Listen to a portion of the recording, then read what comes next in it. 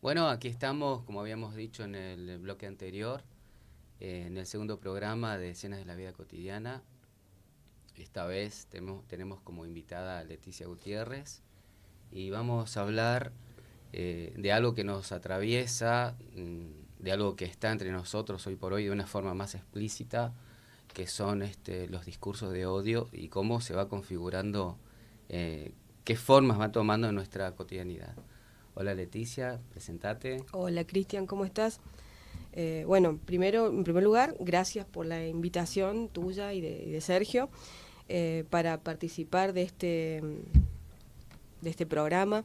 Bueno, lo que yo vengo a expresar hoy son un conjunto de ideas que a veces estaban sueltas, pero que son producto de mis años de formación como docente de ciencia política y con una fuerte orientación hacia la sociología política, y que vienen a tratar de ofrecer una explicación, una interpretación posible de lo que nos acontece. O sea, esto significa que me baso en un principio de no imposición de lo que yo pienso, y además de permitir ofrecer en esta explicación una oportunidad para la reflexividad, o sea, para reflexionar con otros y otras acerca de los discursos de odio.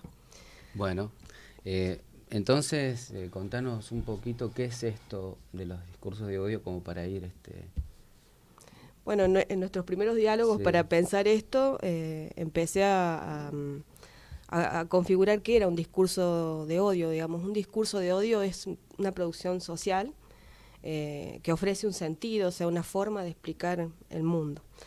Hay un fuerte auge de los discursos conservadores, que es ofrecido especialmente por el discurso del poder. Cuando hablamos del discurso del poder nos referimos al gobierno, los medios de comunicación, los personajes de la política y del periodismo, que difunden con muchísima presencia, especialmente en redes sociales, este tipo de discursos.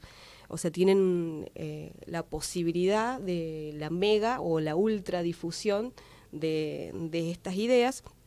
Y el discurso de odio se concentra en tres grupos, creo, por lo menos importantes, que son los otros. ¿Quiénes son estos otros?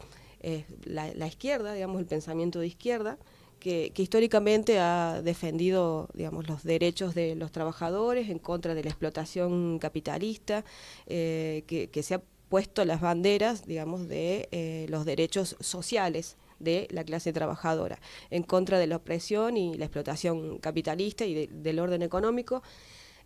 Otro grupo importante son los transfeminismos, o sea, primero el feminismo, después la comunidad LGBT y Q+, que han tenido una fuerte defensa de lo que tiene que ver con la ciudadanía sexual y los derechos sexuales, que no son los que conocemos, solamente los que conocemos más actuales, sino que vienen desde el sufragismo a principios del siglo pasado hasta los derechos que tenemos que son más modernos, como la ley de equidad de género, el matrimonio igualitario, la ley del aborto,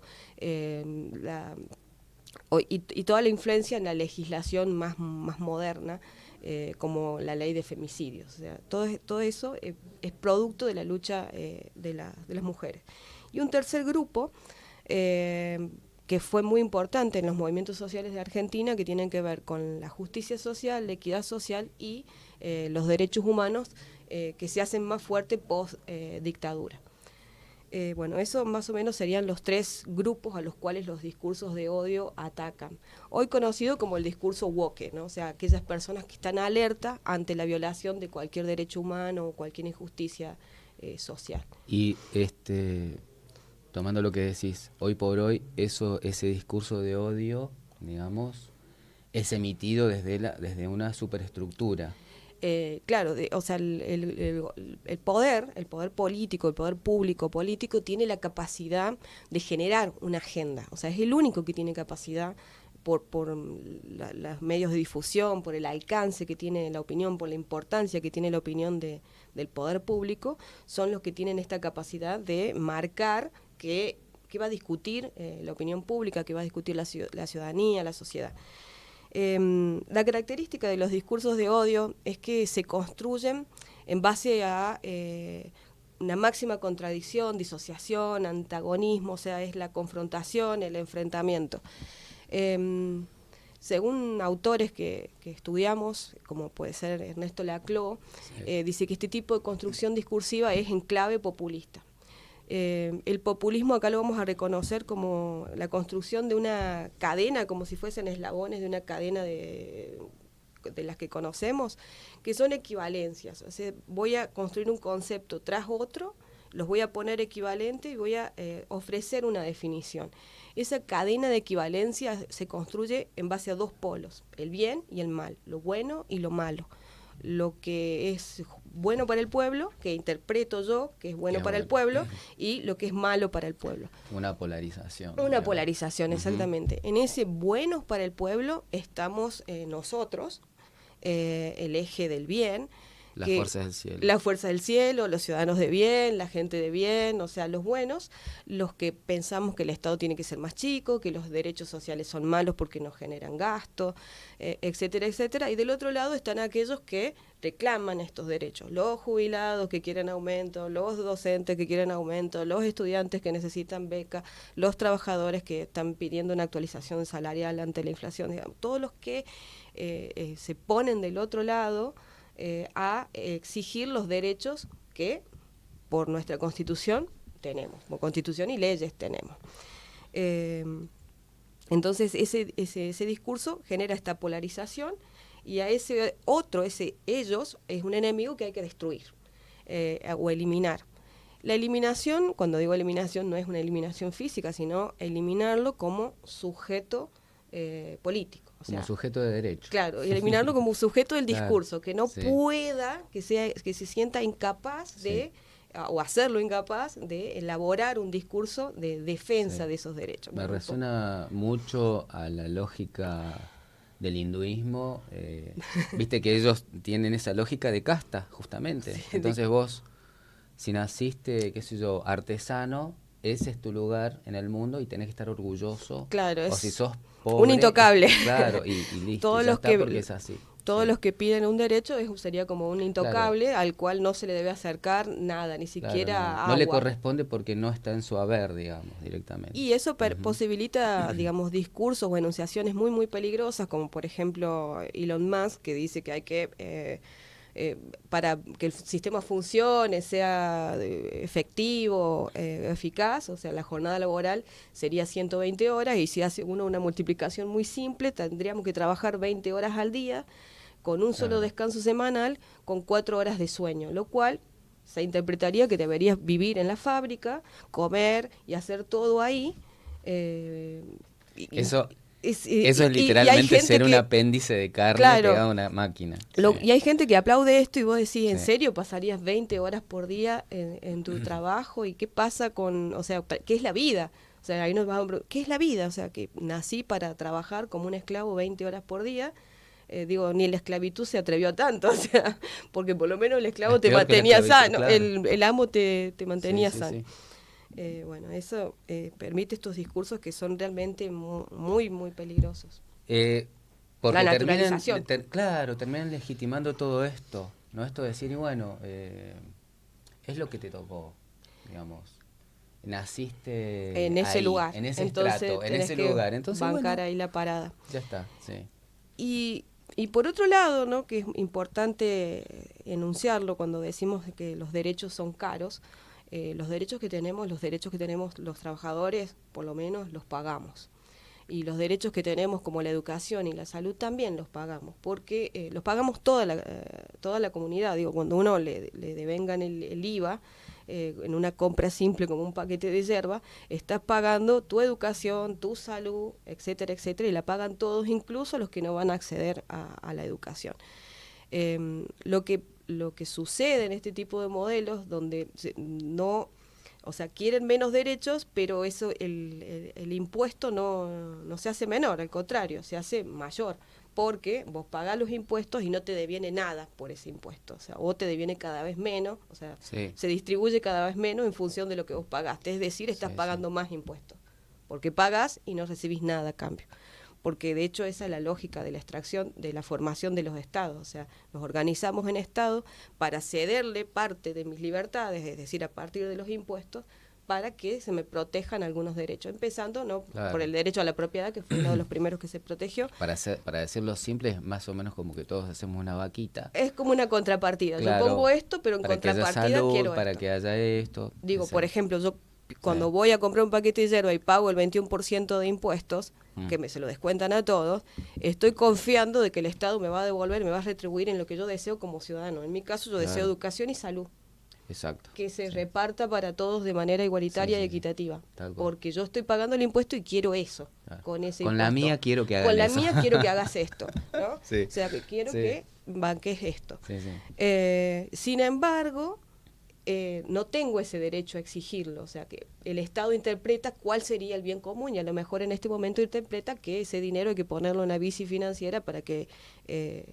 los poderosos se salven, ¿no? De alguna manera. Viste que ahora se dice que estamos como ingresando en una era que se llama tecnofeudalismo. El tecnofeudalismo, sí, he leído algo de Y ahora que vos estás contando esto, me resuena mucho a la lógica del señor en la Edad Media, ¿verdad? Del feudo. Claro, ¿no? bueno, el siervo... Que era el tipo, claro, que solamente iba a cosechar los impuestos y ya. o sea, cosechaba le todo en aseguraba, realidad, claro, o sea, se llevaba toda la... y le aseguraba a lo sumo una defensa contra algunos vándalos. Te defiendo de los vándalos, dame todos los granos, toma estos granos Sí. para que sobrevivas y para que sigas seguir produciendo. Pero vos Sí. no sos Sí, libre sí. de administrar lo que vos En producís. realidad esto no es tuyo. Y en realidad ahora pasa exactamente lo mismo, porque Sí. vos en el capitalismo, o sea, como trabajador, vos producís todo, el capitalista se agarra todo lo que produce, porque él lo cobra, y te paga a vos tu salario, que sería como cualquier otro bien Ujú. en el mercado, porque vos no pones el precio, ¿no? De tu trabajo vivo, no lo pones vos. Yo no le puedo decir a mi patrón, no, yo por esto quiero $1.000.000. Sí. No, tu hora vale tanto. Y la Claro, ya pongo está yo, prescripto. o sea, Sí. tu hora vale lo mismo que este paquete de azúcar, chao. Sí. O Sí, sí, sí. este bolsón de azúcar para Sí. ponerle un precio, porque si fuera un paquete de azúcar tu hora sería una miseria del salario. Y ahora, digamos, como para adentrarnos más en la temática, Ujú. digamos, toda esta cuestión que de repente puede ser más amplia y daría para más, Ujú. Sí. pero ¿cómo configura la cotidianidad? Buenísimo. O, si querés te hago esta pregunta primero. ¿Vos Sí. creés, en tu opinión, que todas estas cuestiones que se cuecen en esa superestructura que vamos a decir dominante, Sí. ¿sí? configuran la cotidianidad de la persona común, de la persona de a pie?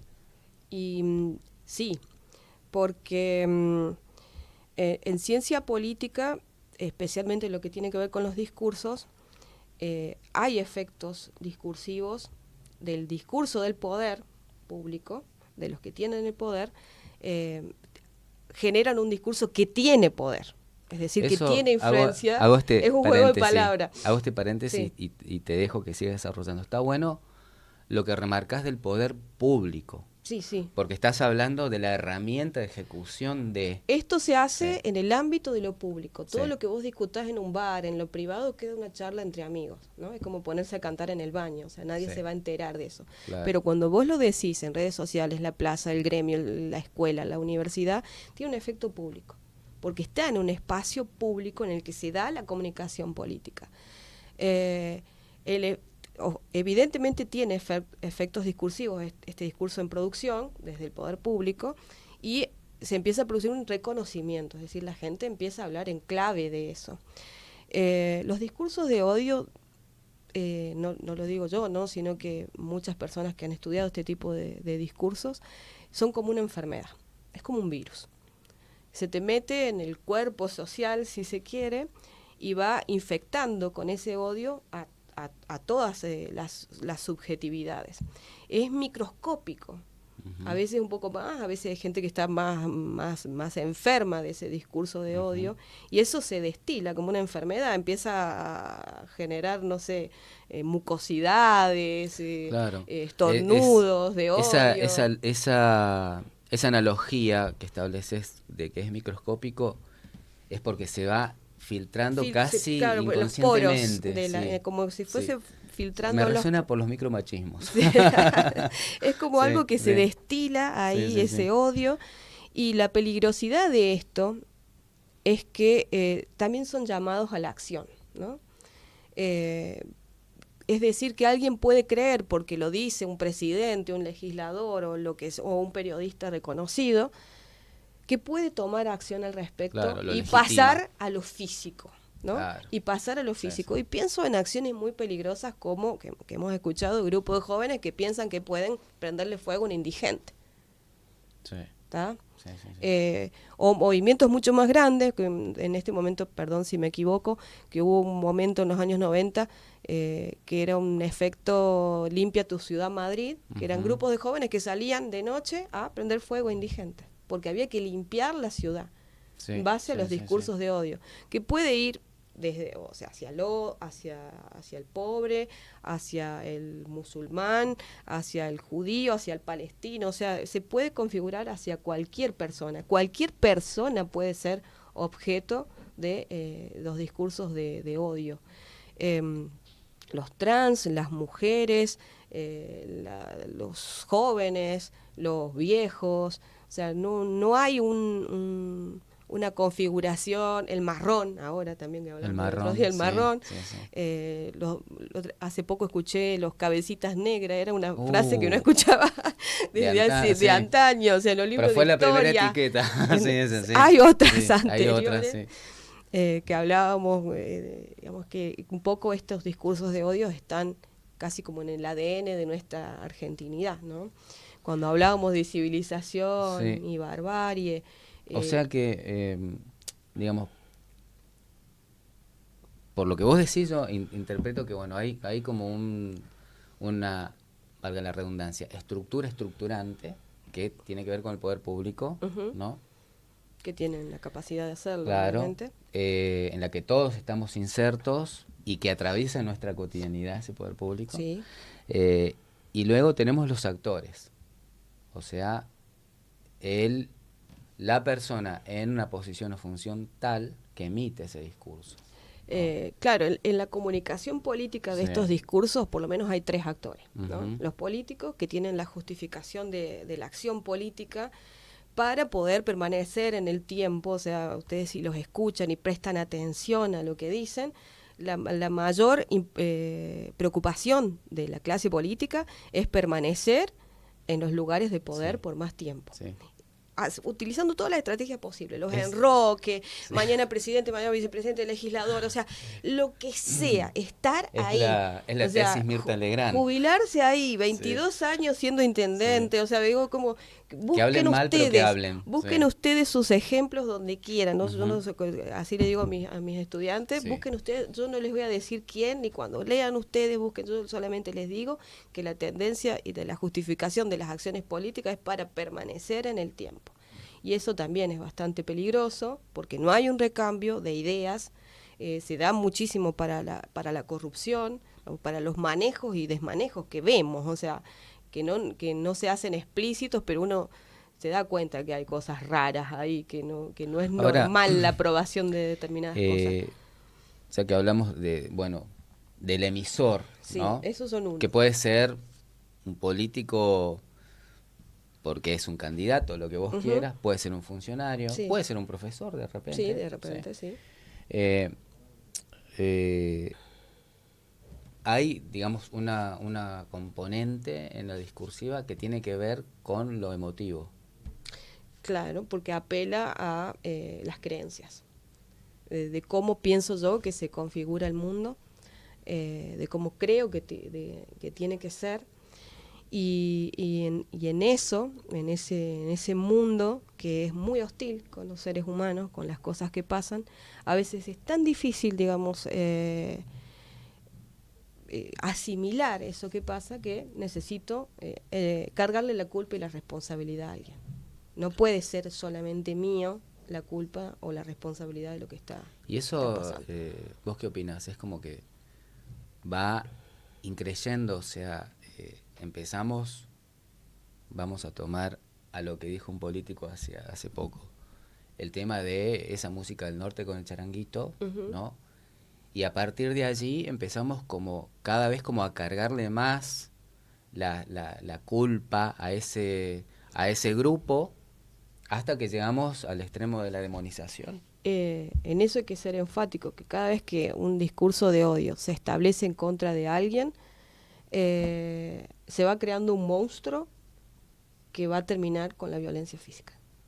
Y que puede terminar con la eliminación no solamente simbólica de alguien como adversario político, sino que lo puedo transformar en un enemigo político, y como en la guerra lo tengo que destruir, eliminar físicamente.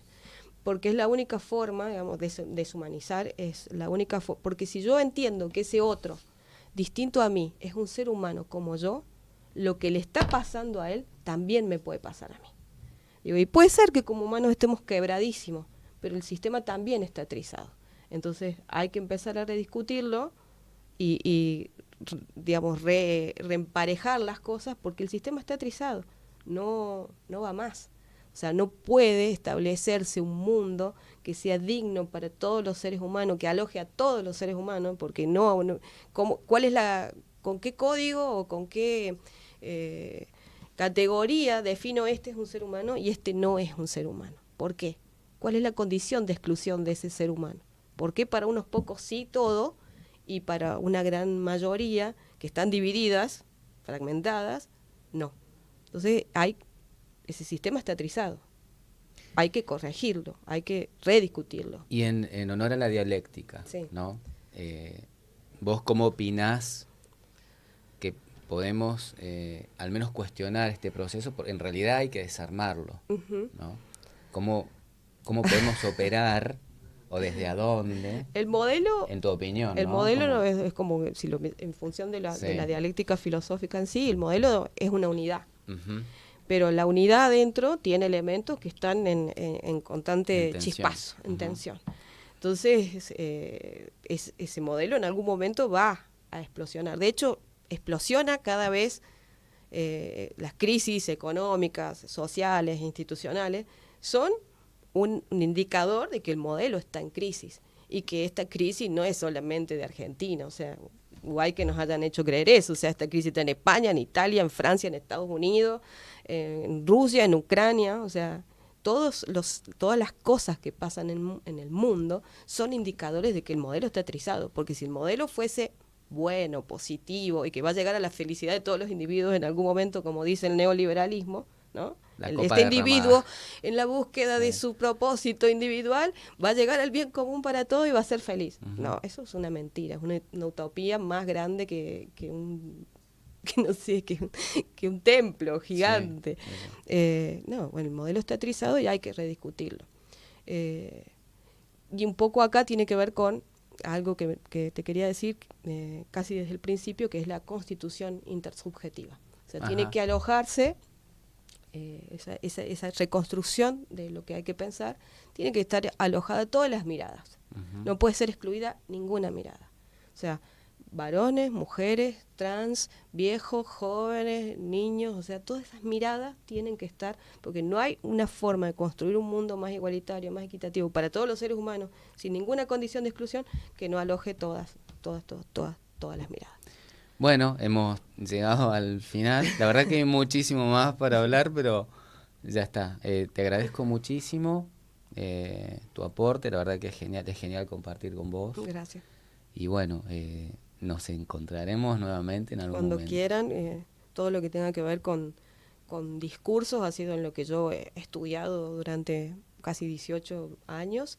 Me gusta un montón y lo trato de pasar por los filtros teóricos que he estado estudiando desde que nos conocemos más o menos, hace un montón de tiempo, no voy a decir cuánto. Y bueno, agradecerte nuevamente lo que te dije al principio, los diálogos con vos, me han servido para ordenar en muy pocas palabras o en muy poco tiempo, mucho tiempo de estudio. O sea, y eso soy profundamente agradecida por eso. Genial, muchísimas gracias. Chao.